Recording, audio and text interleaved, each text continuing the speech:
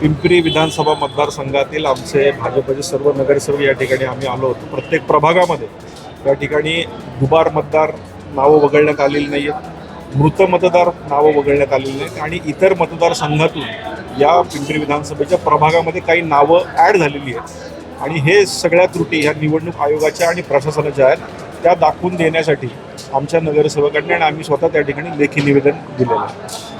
काय एकंदरीत या संपूर्ण घटनेकडे पाहिलं तर राष्ट्रवादी ही आरोप करताना पाहायला मिळतीये.